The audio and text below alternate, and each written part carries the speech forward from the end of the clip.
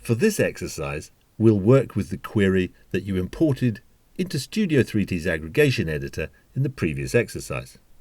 In the Aggregation Editor, click the plus button to add a new stage to the pipeline. This will insert a new stage at the end of the pipeline with the match operator specified.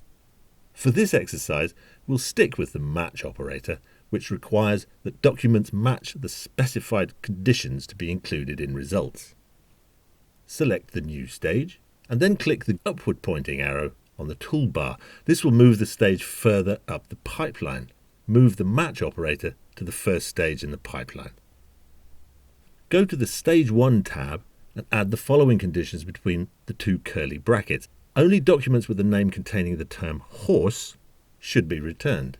Be sure to keep the brackets that Studio 3T originally supplied. On the toolbar, click the Show Stage Output button. The Aggregation Editor runs the query up to this point in the pipeline, which lets you verify this specific stage without running the entire query.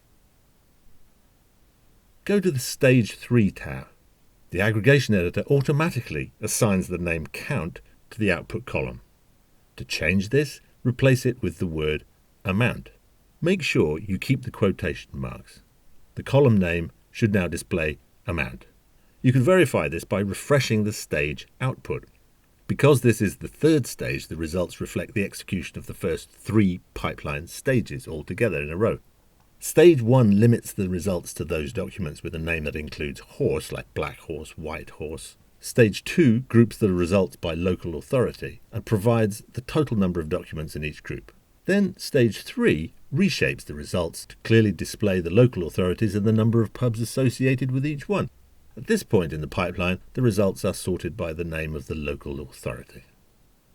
Go to the Stage 4 tab, and in the second line of code, replace count with amount to ensure Stage 4 code references the correct column name.